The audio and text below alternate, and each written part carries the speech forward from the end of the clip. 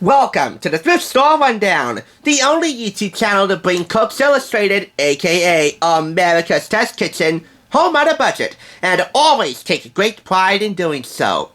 'Tis the season to fall for Cooks Illustrated. Really, any season is a prime reason to fall in love with Cooks Illustrated. But now, during this season, we're craving heartier, soul-soothing fare to prepare us for the upcoming fall breeze, which will then turn into a winter chill before we know it. So why don't we get our harvest on now with their special issue magazine, Fall Harvest Recipes. Roasts, soups, sides, breakfasts, breads, desserts, like this warm, sweet, flaky, delicate apple strudel, and more. Chicken fricassee, a cider braised pork roast, and pasta with butternut squash and sage. Falling for the best ingredients of fall, all for 99 cents. At least in my case. I also picked it up for 25% off its sticker price, so 74 cents, not counting tax. This special issue cookbook magazine, or as I like to call it, a cookazine, retailed for $12.95 in the US and $14.95 in Canada, and was on display until November 30th of last year. The following recipes I'm going to highlight here do take note of how semi-lazy you still feel if you're still locked into an end of summer days, but trust me, are worth all the effort. Because they're all one pan and all one skillet dinners, like here on the left. Rebecca Master's pan-roasted chicken and vegetables. Juicy roast chicken and tender root veggies complement each other on the plate. But could they work together in the oven? Yes, they do. On the right, catered with one-pan steak dinner. A nicely cooked steak with a great sear and side dishes, all ready at once. We doubted it too, until we discovered the secret.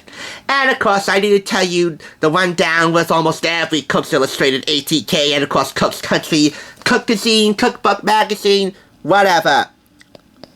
You have here a story detailing the tasty and testy procedure, the recipe ingredients, the instructions, ingredient and equipment recommendations, along with color photography of the recipes, which is a nice change from the black and white photography in older Cooks Illustrated special issue cookazines. Let's get that trending on Twitter, folks. A cookazine, and maybe Cooks Illustrated will do more and start officially labeling it as such, and then attributing that to me, and more importantly to you guys here at TSR. So let's make that happen. But continuing on, we have here on the left a one-pan pork loin roast dinner from one of my all-time faves on ATK TV, Christy Morrison. Always ready, always effective. Most meats cooked en cocotte fly solo. We wanted to design a full one-pan meal with meat, vegetables, grains, and all. And this is her pork loin roast with barley, butternut squash, and Swiss chard. On the right, she also has a one-pan pork chop dinner. Pork chops and roasted vegetables pair well on a plate. But could we get them to cook together on the same baking sheet? This is her one-pan pork chop dinner with roasted vegetables. Christy Morrison knows the thing or two about squealing. Oink! Over delightful recipes. Trust me, so have you squealing too. Now, it's pretty much the law that any fall-based cookbook or cookazine or magazine that I review has to have at least one pumpkin spice recipe, which, according to recent food scientists, doesn't really taste like pumpkin, much to the contrary. Nevertheless, Katie Leon contributes pumpkin spice muffins. This trendy spice mix was mixing one thing, actual pumpkin flavor. But not anymore. With this, you gotta go homemade. So you have cinnamon, ginger, nutmeg, and allspice. And that's the foundation to pumpkin spice. Those four ingredients make pumpkin spice. Which really doesn't taste like pumpkin. It just enhances pumpkin's mild flavor. Kind of like winter squash. Very mild, faintly earthly. And I'm quoting Katie Leon in that. But oh well. there's your pumpkin spice recipe for the day. And as for the one skillet dessert, Cecilia Jenkins apple pan dowdy.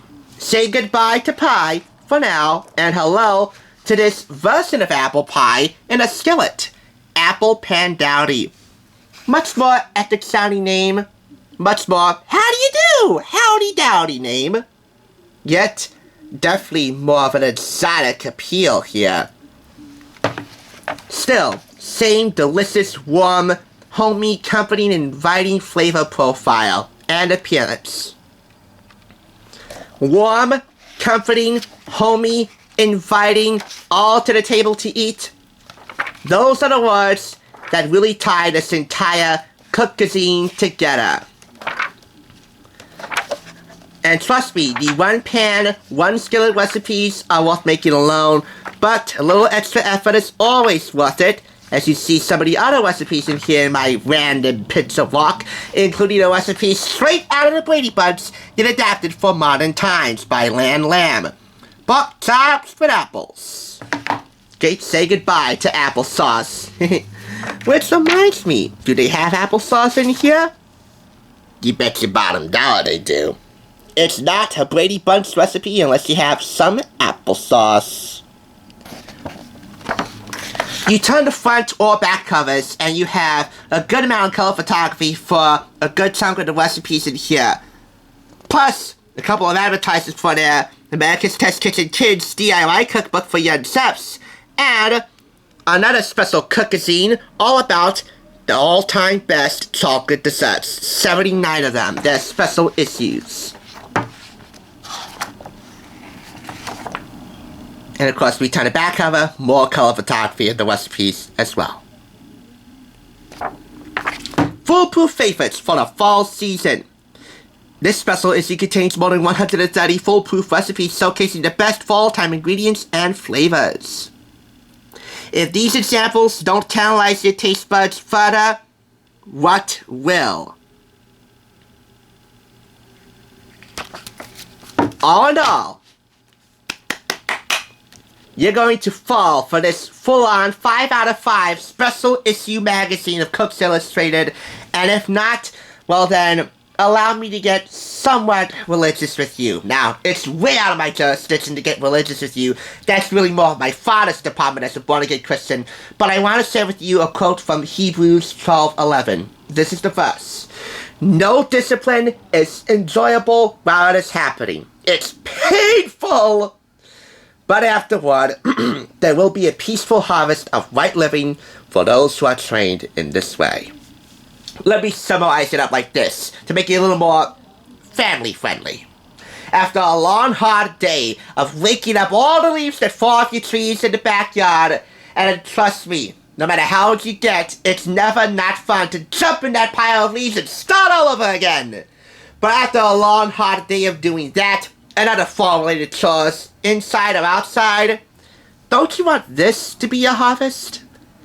My taste buds say Cooks Illustrated is one of the major blessings in my life. And a bargain bolo alert before we go, some of the recipes from that issue of Cooks Illustrated were actually taken from this older issue called Fall Entertaining from fall 2008, which I plan on reviewing in a really special way next month. We're going to try to travel to a bistro in Ridgewood, New Jersey, a place that holds very special meaning to me, and review their bistro dinner for 4. The magazines, not the restaurants, but I figure you'll enjoy the review just the same. Thanks for watching. I'll catch you on the Thrift side.